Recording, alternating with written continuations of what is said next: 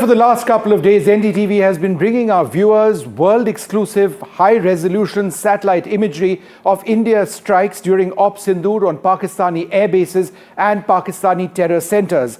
We are now bringing you, for the first time, new satellite images from Maxar, extremely high resolution, on the Indian Air Force's strikes on Murid. Such high-resolution satellite imagery hasn't been released before. So let's bring up the first page, and it's going to be quite startling, I assure you, by the end of this. Now take a look at this. This is a before image from the 16th of April 2025. This is the area that we are focusing on. This area is believed to be a command and control site, and right next to what are believed to be hangars for unmanned aerial vehicles. And what you can now see on right next over here is the area which is what was struck on the 10th of May 2025. We've got these markings out on the roof of this particular building. If you want to see what it actually looks like, these strikes on the roof of this building, let's bring up the next picture. And here you can see it extremely carefully and easily. This is the building we are talking about. Go to the next image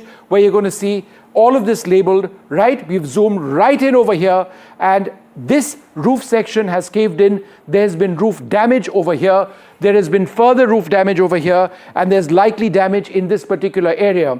The point is that a building doesn't need to collapse 100%. If there has been a strike which has penetrated the cement structure of this roof, then as a result of overpressure, right, there is likely to have been massive loss of life inside, and structures inside would have been entirely gutted. This, as I mentioned, is very close to a UAV hangar located in that same airbase. But what I am now going to show you is what I believe to be perhaps the most startling imagery so far that has taken place. Let's go to the next image. And the next image, again, let's look at this long shot. Let's talk about both areas. The 16th of April 2025, Murid Air Base, another part of the same airbase, but I'm going to be focusing shortly on this particular area, right? This is the area that I'm going to be focusing on. The day of the strike, that particular area ended up looking like this. This is the impact point, the crater, which has been formed as a result of a direct military strike. The question is, what exactly was India striking at? And that's what the next picture is going to actually show us. So we're going to zoom in to that particular site. Remember, this is the site over here. We've zoomed in over here, and I'm going to explain what this is all about.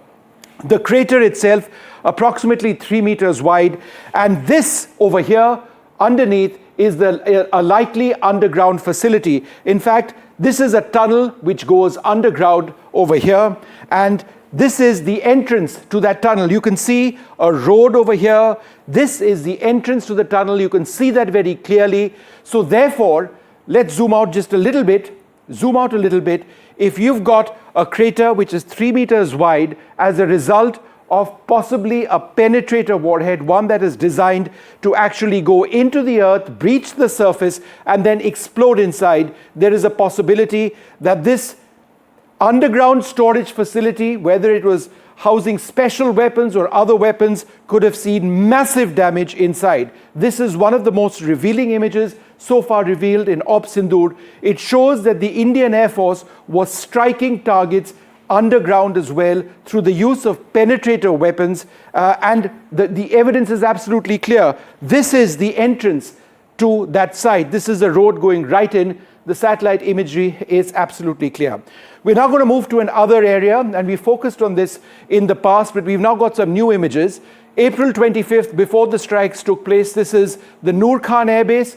This is the area that we want to be focusing on, right? So this is the area we're going to be focusing on. If we move now to the 10th of May 2025, this is when the strikes have gone in.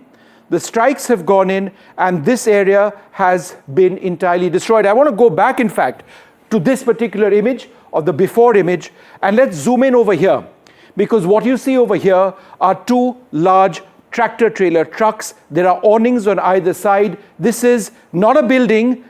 Truck number 1 and truck number 2, tractor trailer, these are command and control facilities which, go to the next image, were taken out in this precision strike. But what happened after that, we're going to tell you.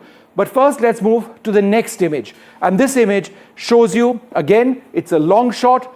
of the extent of the damage in this particular area, but Pakistan has been involved in a cleanup of that area, which is what the final image in this package is going to show you. So let's move to what happens after this. You can see the truck debris, partial damage to the building. Now there are earth movers in these images.